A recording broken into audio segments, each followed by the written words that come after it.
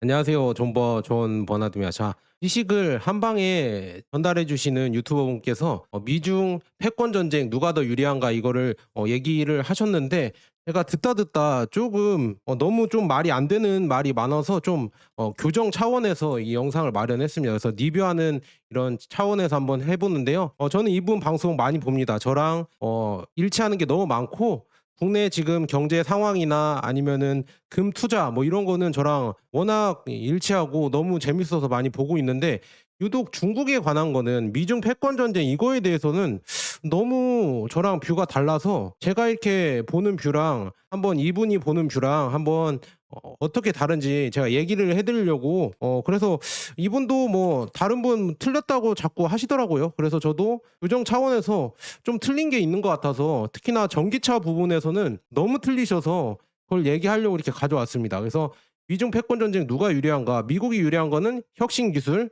달러는 아닌 것 같은데. 그다음 군사력, 그다음에 동맹도 요즘 조금 그렇죠. 나토 이쪽. 그다음에 식량도 뭐 에너지 뭐 이거가 유리하다고 하는데, 중국이 유리한 거는 제조업, 기술 추격, 그다음에 14억 인구인데 히토리도 있잖아요. 히토리가 제조업에 들어가려고 하나?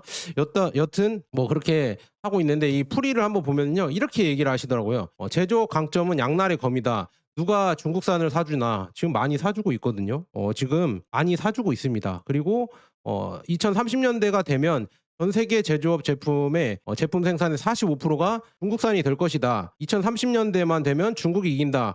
주식 한국 주식 유튜브에 자주 나오는 표현인데, 이게 맞을 것 같거든요 저는. 45% 이상이 중국산이 될 것 같은데, "그런데 말입니다." 이렇게 얘기를 하시더라고요. 그래서 쭉 한번 또 들어보니까요.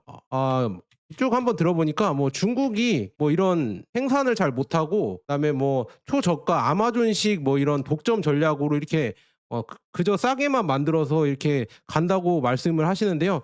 저는 그게 아니고요. 지금 여기에서 한번 보여 드릴게요. 자, 중국은 물론 이런 물량 공세도 있습니다. 자, 이거 보세요. 중국이 지금 생산하는 전력량이거든요. 이 전력량만 봤을 때도 중국을 따라올 나라가 없습니다. 그러니까 중국을 대체할 제조업 국가가 있으면, 특히나 뭐 인도가 대체한다 이렇게 하는데, 인도의 전력 생산량이 이렇게 많이 올라가면 '아, 중국을 다 대체하겠구나.' 그걸 생각하겠는데, 그게 안 되잖아요. 그리고 미국도 보면은요, 전력 생산량이 꾸준해요. 근데 이렇게 폭증하는 중국을 못 따라가고 있죠. 그다음에 여기 철강 생산량, 철강이 제조업에서 진짜 중요하죠. 자동차 뭐 여러 가지의 건설 막 이런 거에 다 들어가잖아요, 조선. 그런데 철강 생산량도 중국이 압도적으로 1 위입니다. 인도랑 비교해 봤어도 압도적으로 1 위죠. 그다음에 뭐 일본, 그다음에 USA, 뭐 러시아, 한국 이렇게 있는데, 중국이 여기를 다 합쳐도 못 따라올 만큼 압도적으로 1 위입니다. 그러니까 제조업이나 이런 거에서 못 따라간다는 얘기예요. 이 전력과 철강의 생산량 자체, 캐파 자체가 아예 달라 버리는데, 어나더 레벨인데 이거를 과연 따라갈 수가 있을까요? 그래서 지금 뭐 그분은 이렇게 얘기하더라고요. "중국은 그냥 그저 공산당 지원에 싸게 만들기 때문에 잘하는 것이다." 이렇게 말씀을 하시는데, 저는 그 얘기가 틀렸다고 생각합니다. 왜냐? 애플의 팀쿡 회장조차 "중국은 최적화가 잘 돼 있다. 기술력도 높고 그다음에 거기에서 생산되는 제조 용량이 크기 때문에 애플이 거기 들어가 있는 거다." 인터뷰에서 그렇게 얘기를 해요. 그리고 중국은 제가 봤을 때도 이 물류와 제조업과 이걸 최적화시켰기 때문에 중국보다 더 싸고 더 빠르고 더 좋은 제품을 만드는 이런 나라가 없습니다. 뭐 몇몇 뭐 반도체나 이런 최신 첨단 기기 같은 거는 뭐 우리나라나 미국이나 이런 데가 잘 만들 수도 있겠지만, 이 제조업 근간에서는 중국을 따라올 최적화된 나라가 없습니다. 이거는 팩트인데, 이걸 얘기 안 하시더라고요. 그래서 단 20년 만에 글로벌 제조업 지형에 완전히 지금 바뀌면서 중국이 이렇게 올라왔죠. 지금 뭐 30%가 넘었잖아요. 또 2030년 되면 45% 넘어가는 겁니다. 이거 대적할 상대가 없어요. 여러분들 이거 얘기 한번 해 보세요. 그 기자님이 한번 그걸 얘기하셨으면 좋겠는데, 중국 자료는 이거 중국 자료도 아니구나. 월드뱅크에서 이걸 한 겁니다. 그래서 이런 거 봤을 때는 중국을 막을 상대가 지금 안 보입니다. 뭐 미국이 막는다고 하는데 과연 막아질까요? 자, 산업화가 지금 미국을 다시 리쇼어링해서 산업화를 하려고 하는데, 그것보다 미국은 너무 금융화돼 버려서 그냥 이거 뭐 제조업 하느니 기축 통화로 달러 하나 더 찍어내서 쉽게 금융화로 돈 벌면 되지, 누가 그렇게 땀 흘려서 소를 누가 키웁니까? 중국 말고 그렇게 힘들게 땀 흘려서 키울 데가 없습니다. 이 제조업을 키울 수 없습니다, 미국이. 그래서 저는 앞으로도 미국이 뭐 리쇼어링 한다고 하는데 과연 그게 성공할까도 좀 의문입니다. 저는 그렇게 말씀드리고 왜냐?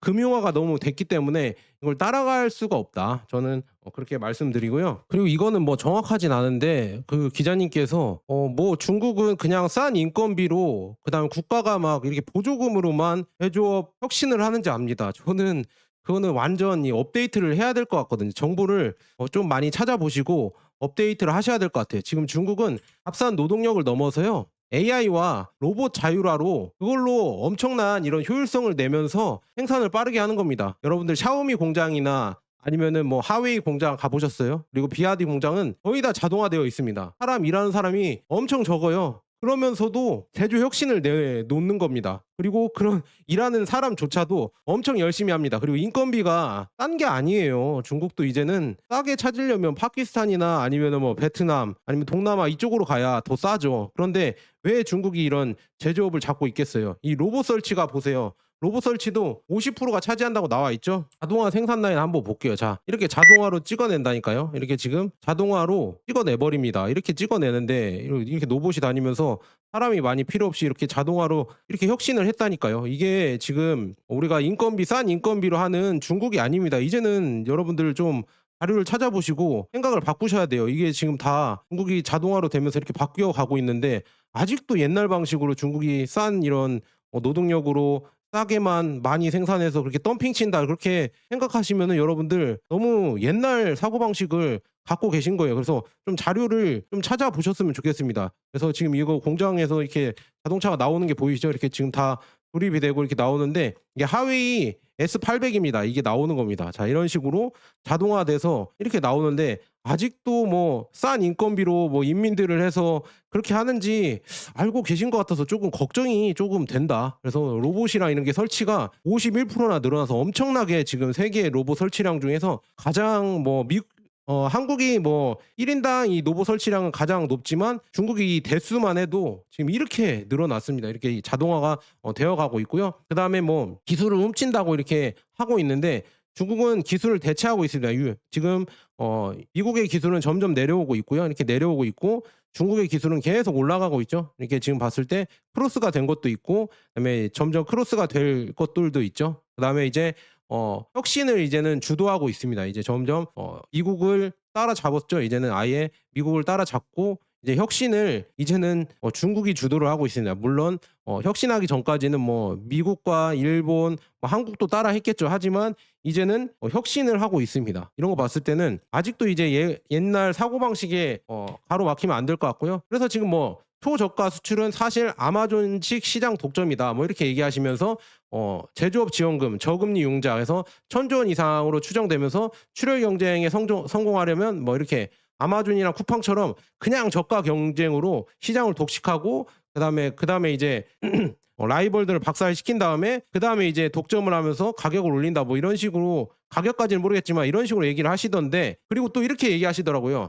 뭐 로봇 청소기가 싸서 이렇게 잘 팔린다 이렇게 얘기하시는데 여러분들 이 로보락 있잖아요. 여러분들 단순히 싸서 구매하세요? 여러분들 저는 로보락 살 때 싸서 구매한 게 아니거든요. 우리나라 제품 비해서 훨씬 성능이 우수하고 좋기 때문에 이 AI 기능과 자율주행 기능이 우리나라 대비해서 가격도 그 동급 대비해서 훨씬 싸고 그다음에 성능도 좋기 때문에 로보락을 산 거거든요. 그런데 그저 로봇 청소기가 싸서 팔리는 것처럼 얘기하시니까 좀 저는 어이가 없고요. 그다음에 드론도 여러분들 우리 DJI나 이런 거 싸서 사는 겁니까? 드론 DJI 중국이 독점을 해버리잖아요. 기술력이 있기 때문에 독점을 하니까 지금 중국 드론 부품 가격이 수출 제한으로 급등하여서 미국 구매자 수가 3배로 증가했다고 합니다. 이거 보세요. 이게 단순히 가격이 싸다고 잘 팔리는 게 아닌데 아직도 그런 사고를 가지고 계신 것 같습니다. 지금 보면은요. 농업용 드론도 이렇게 나오고요. 드론이 계속 이제 이항 모터스도 있고 그다음에 샤오펑은 유럽으로 확장을 해서 이 유인 드론까지 이제는 출시를 해서 하려고 하고 있습니다. 그래서 이렇게까지 드론 기술이 발전을 했는데 여기에 들어가려고 하면은 당연히 모터랑 그다음에 배터리 기술이 당연히 발전해야겠죠. 그런 기술력까지 있는데 그저 싸게만 파는 것처럼 말씀하시니까 저는 조금 동의를 못 하겠고요. 그다음에 뭐 이거는 동의를 할 수가 있겠습니다. 진짜 중국이 약간 공산주의고 사회주의이기 때문에 이익에 관심 없고 시간도 없고 여유도 없는 사람과 이 경쟁을 해야 할 때 어떻게 해야 될까? 얘네들은 진짜 그런 건 있어요. 우리가 다른 경쟁자를 이겨야겠다 해서 보조금 막 주고, 물론 중국만 보조금 주는 거 아닙니다. 우리나라도 보조금 주죠. 그다음에 미국도 예전에 IRA라고 해서 배터리 법안하면서 지원금 줬잖아요. 그런 것처럼. 근데 중국이 좀 과해서 그렇고요. 그래서 보조금 주고, 그다음에 얘네들은 막 주 6일 9시에서 9시까지 일해버립니다. 이렇게 미친 듯이 일해버리니까, 여유 없이 일해버리니까, 이런 애들을 우리가 주 4.5일째, 주 4일째 하면서 대결을 하려고 하니까 쉽지가 않죠. 이거는 뭐 어쩔 수 없습니다. 얘네들이 이렇게 한다는데 우리가 어떻게 말릴 수가 있어요? 말릴 수가 없잖아요. 얘네들이 한다고 하는데 이거를 우리가 어떻게 할 수 없으니까 우리가 그냥 똑같이 따라가든 모르겠어요. 이거는 뭐 우리가 안 한다고 하는데, 우리가 4.5일제로 편하게 산다고 하는데, 얘네들이 열심히 산다고 하는데 그거를 말릴 수는 없지 않을까요? 그래서 이것도 어쩔 수 없는 거라고 저는 보고 있습니다. 그래서 이렇게 기술력이 없다고 이렇게 생각하시는 것도 조금 그렇고요. 그다음에 이거는 조금 제가 강제 업데이트를 시켜 드려야 될 것 같아요. 이거 자꾸 이 뭐라고 해야죠? 이 정보를 자꾸 쓰시더라고요. 근데 이거 너무 틀렸거든요. 지금 보면요. 미국에는 당연히 미국 애들은 아예 수출이 안 되게 막아 놨습니다. 자, 미국은 인정을 하는데요. 자, 여기서 참 EU에서도 지금 전기차가 최대 45.3% 관세를 해서 뭐 수출이 안 되는 것처럼 얘네들이 다 막을 수 있다는 것처럼 말씀을 하시는데, 그리고 브라질도 관세 때문에 뭐 전기차 18% 관세, 그리고 이것 때문에 수출이 안 되는 것처럼 얘기하고, 이것도 좀 어이가 없었어요. 그러니까 EU까지도 그나마 제가 인정을 해줄 수가 있는데, 브라질, 러시아가 뭐 관세 때문에 이런 이렇게 스크랩세 뭐 이런 것 때문에 수출이 안 된다고 하는데요. 러시아 시장 지금 중국차가 독점을 하고 있고요. 브라질 전기차 시장도 보여드릴게요. 지금 자, 비아디가 지금 해외 판매가 놀라울 정도로 증가를 하고 있습니다. 자, 지금 보세요. 23년도에 불과 10,000대밖에 못 팔았는데요. 이제는 89,000대까지 팔고 있습니다. 이렇게 증가를 했고요. 그다음에 더 보여드릴게요. 자, 여기 해외 판매량 지금 보시면요. 작년 대비해서 이탈리아는 37배, 유럽입니다. 그리고 터키는 25배, 스페인은 11배, 그다음에 독일은 9.2배, 콜롬비아는 7.5배, 프랑스는 7.3배, 그다음에 영국은 5.1배, 이렇게 엄청나게 늘어났습니다. 여기 보세요.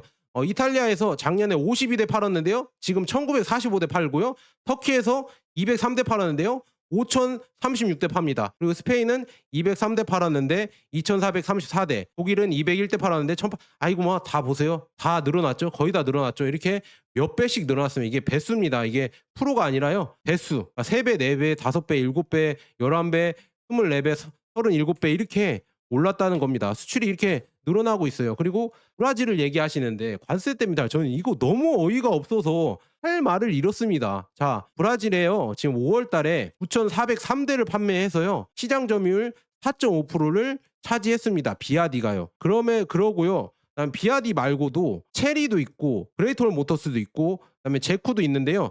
중요한 거는요. 전기차 부분에서는요. 중국이 거의 60%를 담당하고 있다는 거. 브라질 시장에서 60%를 차지하고 있고 브라질에 공장을 짓고 있습니다. 이제 올 하반기부터 공장이 돌아가면서 거기서 생산을 한다는데, 브라질에서 이거 자료를 왜 안 찾아보시죠? 이렇게 주변에 자료를 찾아주실 텐데 일부러 그 자료를 안 보시는 건지 모르겠지만 브라질에서 판매가 잘 되고요. 그다음에 영상 있으면 한번 보도록 하겠습니다. 이게 브라질로 가는 배거든요. 이렇게 브라질에 지금 도착하고 있습니다. 브라질 항구에 도착을 하고 있는데 사람들이 신기해서 찍고 있어요. 이렇게 브라질 사람들이 신기해서 인증샷을 찍고 있습니다. 지금 이게 이렇게 가도 뭐 7,000대, 8,000대 싣고 가도 물량이 부족하대요. 월 물량이 부족해서 계속 왔다 갔다 한다고 합니다. 브라질에서. 그런데도 브라질에 이거 자료 찾아보시면 나오는데 왜 안 찾아보시고 브라질에 판매가 안 되는 것처럼 이 자료 좀 바꾸세요. 이거 완전 틀렸습니다. 이거 진짜. 완전 틀려서 할 말이 좀 없고요. 인도는 제가 자료를 많이 읽진 않는데 제가 본 자료로는 인도는 자국산을 키우려고 하고 웬만하면 뭐 중국 전기차든 아니면 다른 자동차든 안 받으려고 합니다. 그래서 유럽이나 브라질이나 러시아나 이런 데서는 중국산이 이제는 판을 치고 있어요. 이 수출량도 늘어나고 있고, 지금 보세요. 여기 터키 판매량 아까 보셨죠? 5,036대로 역대 최고 수익인 5위를 기록했다고 합니다. 그래서 25년에 18,644대나 한국보다 훨씬 많이 팔립니다. 관세가 있든 없든 이렇게 많이 팔리고 터키에 공장을 지려고 하고 있고요. 스페인에서도 판매량 보세요. 지금 작년 5월에 203대를 팔았는데 이번 달 5월 달에 2,434대를 팔았습니다. 이렇게 늘어나는 대수 보이시죠? 그럼에도 불구하고 관세 때문에 안 팔린다고 뭐 작년부터 그렇게 얘기하셨는데 그 얘기하신 말씀 틀렸습니다. 제가 이렇게 한번 지적해 볼게요. 이거 틀렸다. 예, 말씀드리고요. 그다음에 비아디는 워낙 잘 팔기 때문에요. 지금 보면 멕시코에서도 5,500대의 차량이 이렇게 내렸다고 합니다. 지금 엄청나게 수출이 되고 있고요. 뭐 부도난다 이런 좀 소리 하는 애들도 좀 저는 말도 안 되는 소리이고요. 그다음에 시안이라고 해서 5번째 그러니까 배가 너무 많아요. 8개까지 만든다고 하는데 지금 뭐 7,000대 그다음에 뒤에 나오는 배는 뭐 9,000대까지 실을 수 있는 배를 8개나 만든대요. 8개 만들고요. 이미 지금 7호기까지 나왔나? 지금 이게 5호기인데 시안이라고 해서 이게 7,000대를 싣고 유럽을 갔다고 합니다. 그래서 영국, 이탈리아, 스페인, 벨기에 이런 데에 지금 7,000대의 에너지를 실어서 갈 거라고 이렇게 나와 있고요. 그다음에 7번째 정저우라고 해서 7,000대를 운반할 수 있는 이런 지금 선박이 또 다음 달에 인도될 예정이고요. 창사도 지금 6번째거든요. 6번째가 운반선에 이렇게 합류를 해서 또 가고 있다고 합니다. 이렇게 지금 엄청나게 뭐 7,000대, 9,000대, 8,000대 막 이렇게 실을 수 있는 배만 해도 8대가 지금 올해 나온다고 하는데 출이 안 된다는 얘기가 대체 어디서 나오는 건지 모르겠고요. 그다음에 상하이 자동차도 사이기라고 하죠. 9,500대의 주차가 가능한 세계 최대의 로로선을 건조했다고 합니다. 그러니까 비아디만 말고도 상하이 자동차도 그렇고요. 지리 자동차도 또 이걸 건조했거든요. 그래서 이런 거 봤을 때 과연 수출이 안 된다 이게 말이 되는 건지 한번 정보 빠르신 기자님이시니까 작가이자 기자님이시니까 한번 자료를 한번 검색만이라도 그냥 우리나라 기사로만 검색만 해보셔도 나올 것이다. 그래서 이렇게 말씀드리고요. 비아디가 해외 기지, 해외 생산 기지도 많이 짓거든요. 그래서 유럽에서 판매가 안 된다는 얘기가 지금 말이 안 되는 게 뭐냐? 지금 보면은요, 헝가리 세게드 지역에서 이제는 25년에 완공이 돼서 이제 판매를 한다고 합니다. 연 30만 대 이렇게 판매를 하려고 하고 있고요. 튀르키예 마니사에도 지금 연 15만 대로 내년에 제2기 유럽 기지를 지을 생각이고, 그다음에 브라질에는 이미 이제 25년에 돌아가면서 최대 해외 기지를 이제 지으려고 하고 있으면 이제 나오려고 합니다. 25년부터 해서 연간 30만 대 이렇게 판매하는 걸로 나와 있고, 태국에도 지금 짓고 있고, 그다음에 캄보디아, 인도네시아 이렇게 늘어나고 있습니다. 그런데도 뭐 수출이 안 된다고 얘기하시면은 말이 안 되고요. 그다음에 동남아 이쪽은 이제는 토요타를 밀어내고 비아디랑 중국 전기차들이 판매량이 1위 하고 있습니다. 전기차 부분에서 이제 계속 가면 갈수록 이제 내연기관도 먹어 들어가면서 비아디나 아니면 중국 전기차들이 동남아 시장을 밀어내겠죠. 그래서 이런 걸 봤을 때 아니 과연 이게 관세 때문에 수출이 안 되는 건지 저는 이게 의문이다 이렇게 말씀드리고요. 그다음에 중국의 최대 강점이 뭐 최대 약점이 됐다. 이거는 어느 정도는 저도 동의를 합니다. 왜냐하면 중국의 인구 구조가 이렇게 쭉 떨어지고 있거든요. 이 출산율이 이렇게 떨어지는데 미국은 이민자들도 많이 받고 이렇게 하면서 계속 이 출산율이나 인구 구조를 유지할 수 있어요. 그래서 미국이 이거의 강점이긴 하거든요. 근데 중국이 이렇게 된다고 해서 무너지냐? 그건 아니거든요. 왜냐? 이 쪽수가 많기 때문에 14억 인구입니다. 14억이 무너지려면 그만큼 엄청 오래 걸리겠죠. 그래서 저는 제가 봤을 때는 뭐 총 부양비가 급증을 한다고 이렇게 얘기하시는데요. 이것도 어느 정도 맞는 말일 수가 있겠지만 미국도 뭐 만만치 않을 것 같고, 그다음에 더 중요한 거는요. 이렇게 얘기하시는데 제가 봤을 때는 중국이 이 정도면은 한국이 더 최악인데, 한국은 진짜 이제 좀 더 지나면 총 부양비나 아니면 이런 게 얼마나 폭증할 것인가, 간접세, 간접 준조세랑 이런 게 얼마나 폭증을 해서 우리 세금이 얼마나 증가할까, 저는 진짜 두렵습니다. 한국의 미래가 더 두려워지고 있고요. 그다음에 지금 뭐 구매력도 떨어진다고 이렇게 말씀을 하시는데요. 지금 구매력 평가 기준 이거는 서구에서 평가를 안 하고 실질 구매력, 이게 물가랑 그다음에 GDP를 이렇게 해서 나온 건데요. 중국이 1등이고요. 그다음에 미국, 인도 뭐 이렇게 쭉 가고 있으면 이런 식으로 보면은 중국이 1등이다 이렇게 말씀드리고, 이거를 인정 못 하시겠어요? 그럼 제가 이따 설득시켜 드릴게요. 그래서 구매력 평가 기준으로 볼 때 중국은 세계 최대, 이 세계에서 가장 큰 경제 규모를 갖고 있습니다. 그래서 20년부터 35년까지 중국의 경제 규모를 2배로 늘리기 위해서 해야 할 일이 아직 많지만 중국은 그 목표를 달성하는데 큰 진전을 이루고 있다. 그래서 앞으로 아마 세계 최대의 14억 인구를 갖고 있는 세계 최대의 소비 시장이 될 겁니다. 인도가 요즘 뭐 왜 떵떵거리고 살겠어요? 인구빨이 있으니까 인도가 떵떵거리고 사는 거거든요. 그래서 중국도 충분히 인구빨이 있어서 떵떵거리고 살 수 있고요. 그다음에 돈도 잘 벌입니다. 지금 GDP 지금 성장률만 보세요. 야 90년부터 2023년까지 3,868%가 올랐습니다. 인도가 574% 올랐거든요. 한국이 401%. 다른 이런 뭐라고 해야죠? 이미 선진국들은 그렇게 높지 않죠. 이미 많이 발전을 해버려서. 그래서 이렇게 성장률도 높고 인구도 많고 이런 나라가 단지 뭐 인구 구조가 조금 뒤틀렸다고 금방 망할까요? 저는 아니라고 봅니다. 지금 대마불사라고 하잖아요. 그렇게 쉽게 죽지 않고요. 그다음에 중국은 세계의 제조업 중심지이기 때문에 중국 소비자는 저렴한 비용으로 다양한 소비재를 구매할 수 있기 때문에 이 중국의 생활 수준은 국가 1인당 GDP보다 훨씬 높은 이유가 이게 나오는 겁니다. 그러니까 얘네들은 알리, 테무 뭐 이런 데에서 엄청 싸게 만들잖아요. 이런 거 막 뭐 구하려고 하면요. 진짜 최저가로도 살 수가 있기 때문에 왜냐? 얘네들이 공장을 다 갖고 있기 때문에 이렇게 되는 겁니다. 이것도 봤을 때 중국이 그만큼 구매력이 높아지고 그다음에 아까 말씀드렸다시피 뭐 소비를 못한다 이게 말이 안 되는 겁니다. 이렇게 지금 소비력이 있고 그다음에 뭐 총 부양 비율 뭐 이게 또 증가를 한다고 하는데 이거 지금 저거 상하이 클래스 신영관 대표님도 그때 강연하실 때 말씀을 하신 것 같은데요. 한 45만 원 수준으로 연금이 나와요. 중국에서도 연금이 안 나오는 게 아니고요. 60세 넘으면은 45만 원 수준. 우리나라 국민연금이랑 거의 비슷하죠? 거의 받는 게. 그런데 중국이잖아요. 중국이니까 더 많이 받는 거죠. 우리랑 물가 차이를 생각했을 때 많이 받는 겁니다. 그래서 중국이 뭐 노후 대비가 안 된다 이렇게 얘기하는 것도 좀 그것도 어폐가 있는 거다. 저는 이렇게 말씀드리고요. 그다음에 뭐 독일 등 유럽의 몰락의 결정타도 뭐 이런 여러 가지 이런 이유가 있다 이렇게 얘기를 하시는데 그것도 맞는 말이긴 한데 뭐 중국도 뭐 여기에 속한다고 하면 속할 수도 있습니다. 그래서 이거는 뭐 그냥 넘어가시고요. 그다음에 인구 구조가 악화된 나라는 제국이라도 몰락을 했다 이렇게 말씀을 하셔서 이것도 맞습니다. 그런데 지금 스파르타가 급격한 인구 감소가 있어서 청년이 사라졌다고 하잖아요. 왜냐? 개인의 과도한 군사비 부담으로 출산을 기피하고 그다음에 기원전 5세기 9,000명 남성 기준 이렇게 되었는데 기원전 4세기에 1,000명으로 줄어들었다. 이거 중국이 아니라 우리나라의 미래 아닐까요? 우리나라의 한국의 미래일 것 같거든요. 왜냐? 스파르타도 이 지금 군사비나 이 교육비를 개인이 부담하라고 해서 엄청난 교육비와 그다음에 무기 사는 돈이 들어가면서 출산을 포기했거든요. 그게 우리나라랑 비슷하죠? 우리나라 사교육비 엄청나게 늘어나고 있죠. 그런데요. 여기서 중요한 거는 중국은 이 사교육 시장을 박살냈죠. 사교육 시장을 박살냈기 때문에 이 사교육비가 안 들어가요. 여러분들 우리나라랑 다릅니다. 우리나라보다 미래가 더 좋을 것 같거든요. 그래서 우리나라의 미래이지 않을까 이거는 볼 수 있고요.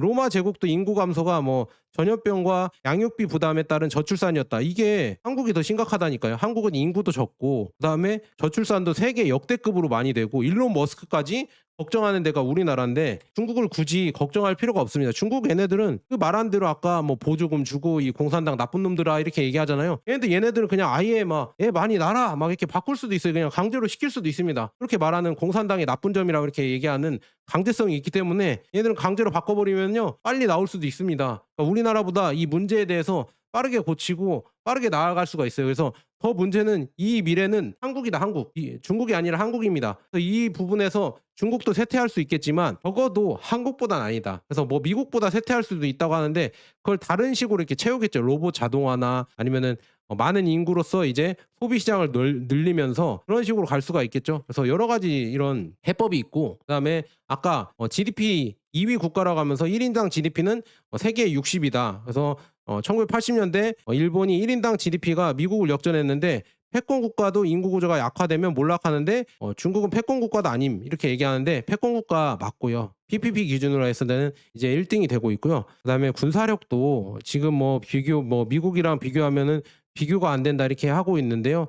저는 요즘 점점 바뀌고 있다고 봅니다. 이 군 최신화와 드론 전력과 그다음에 미사일 전력 해군 전력 이런 거 봤을 때 미국을 많이 따라왔거든요. 그리고 미국을 지금 붙잡고 있는 아킬레스건이 뭐냐 이겁니다. 미국이 아무리 소득이 많아도 이 빚이 엄청나게 늘어났으니까 재정 부채가 뭐 36조 달러가 넘어가면서 이자 내는 게 국방비보다 더 많이 낸다 이런 얘기가 나오고 있고요. 이걸 줄이려고 막 트럼프가 관세를 한다 이렇게 얘기가 나오고 있잖아요. 이런 거 봤을 때도 진짜 조금 문제가 많이 있는 것 같고요. 이 빚 때문에 미국은 크게 될 수가 없는 게 앞으로 큰 소비를 할 수가 없는 게 빚이 너무 많다. 소득도 많지만 그리고 달러가 강점이라고 하는데 요즘 달러도 이렇게 줄어들고 있죠. 그래서 지금 요즘 금이 뜨고 있고 은이 뜨고 있는 이유가 달러가 이렇게 줄어들고 있기 때문에 달러의 인덱스도 지금 96까지 떨어졌습니다. 이렇게 달러 파워도 점점 줄어들고 있다. 달러를 너무 많이 찍어내고 미국의 신용이 점점 악화되니까 이렇게 달러의 파워도 줄어들고 있다 이렇게 말씀드리고요. 그다음에 중국의 고령화 문제가 심각한 이유 두 번째 이렇게 얘기하면서 미국은 55세 이상의 전체 부의 74%가 소유를 하고 있다. 55세 이상이. 그래서 순자산 중에 부동산 비중이 29%로 낮고 그다음에 금융자산 비용이 71%라서 미국은 좀 건전하다. 이거는 동의합니다. 이거는 동의하고요. 네, 중국은 통계는 없지만 55세 이상의 노후 준비가 제로 수준. 이건 아니죠. 아까 말씀드렸죠. 신영관 대표님도 그때 하셨거든요. 상하이 클래스에서 제가 들었는데 한 45만 원 정도 그 정도 받는 겁니다. 제가 지금 챗 GPT로도 검색했는데 그렇게 나오고 있고요. 그다음에 중국의 순자산 비중 중에 부동산 비중이 70%다. 그리고 금융자산 비중이 30%인데 이 부동산을 이제 미래를 위해서 박살을 냈잖아요. 중국은 의도적으로 박살을 냈는데 한국이 문제죠. 한국은 지금 80, 90%까지 아파트에 몰빵인 국가인데 아직도 지금 이 몰빵을 계속 버블을 키우려고 노력 중이잖아요.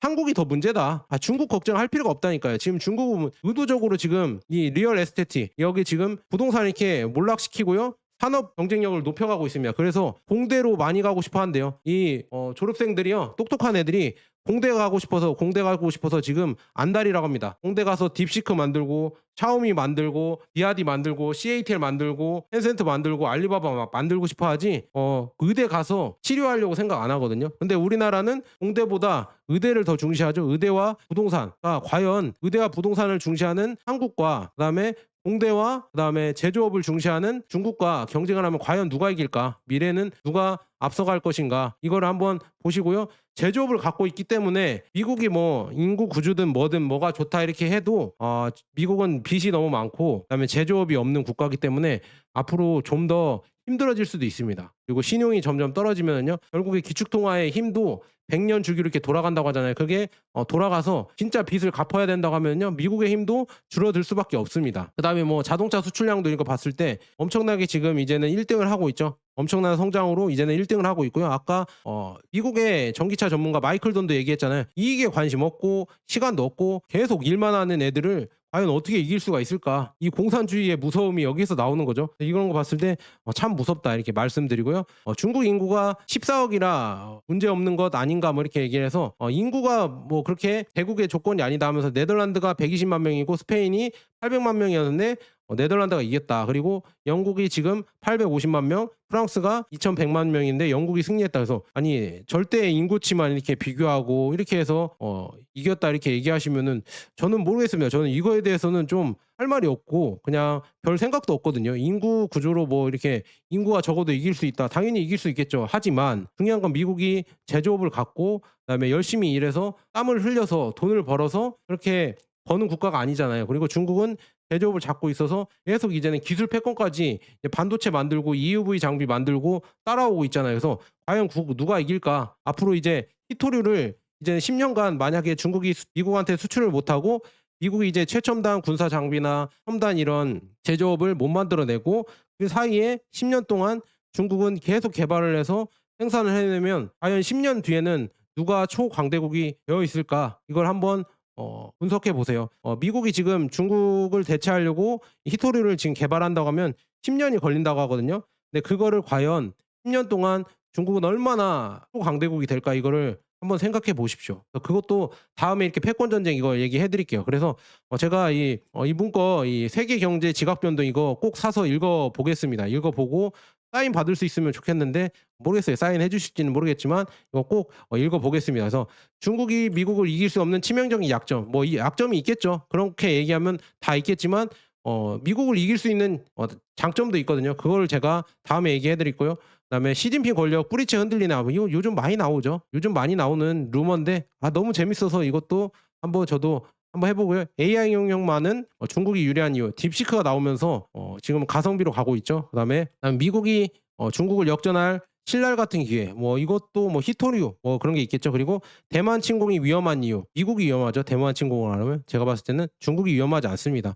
그리고 중국 최대 약점은 식량과 에너지 이거를 러시아가 채워주고 있죠. 러시아와 뭐 이란이 채워주고 있잖아요. 이것도 뭐 저는 그렇게 크게 나쁘지 않다고 봅니다. 그래서 대만이 위험한 이유는 뭐냐면 이거 한번 보세요. 지금 중국이 항공모함 2대가요. 일본을 지나서요. 제2도련선도 돌파했다고 합니다. 그리고 몇 달 전에 중국이 훈련을 했는데요. 지금 남중국해를 지나서 호주까지 가서 이 인도네시아 지나고 호주까지 가버려서 05 구축함 준이함 있잖아요. 이게 호주까지 가버리니까 호주가 발칵 뒤집혔다고 합니다. 호주는 내국 방어가 없거든요. 거의 없다시피 하는데 중국 군함이 여기까지 와서 훈련을 해버리니까 깜짝 놀란 겁니다. 호주랑 뉴질랜드가 야 여기까지 못 오겠지 했는데 지금 이렇게 뚫고 왔습니다. 이거 보면서 저는 깜짝 놀랐습니다. 그래서 이 지금 남중국해도 뭐가 뭐 중국을 견제한다 하는데 지나가는 거 견제하는데 없습니다. 그냥 맘 놓고 지나다니고요. 그다음에 여기 중국 앞마당 있잖아요. 지금 대만을 구하러 올 사람은 아무도 없을 것이다. 미국은 괌으로 지금 이제 철수하고 있거든요.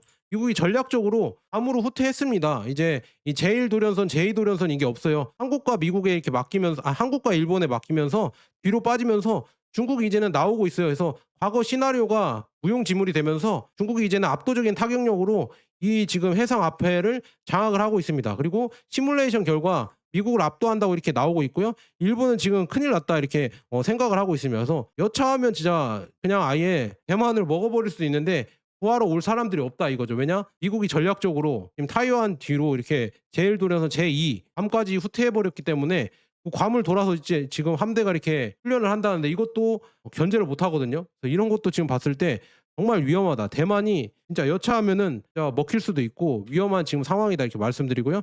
AI 경쟁에서도 AI가 지금 뭐 비트코인 채굴이나 뭐 스테이블 코인도 지금 나온다고 하고 있고 AI도 뭐 나온다고 하고 있는데 AI의 이 원하는 디맨드 있잖아요. 이 전력 소비량이 이렇게 높아요. 근데 미국은 이렇게밖에 전력을 생산을 못 하는데 AI를 다 충족 못 시킵니다. 근데 중국은 이렇게 전력 생산량이 엄청나게 늘어나고 있죠. 그러니까 AI 개발도 누가 먼저 할 것인가 이거를 여러분들 잘 보시면 비교가 가능하고요. 히토류도 이거 히토류 제가 다음에 또 얘기할게요. 미중 패권 전쟁 히토류가 답이다 이렇게 해서 한번 제가 해드릴게요.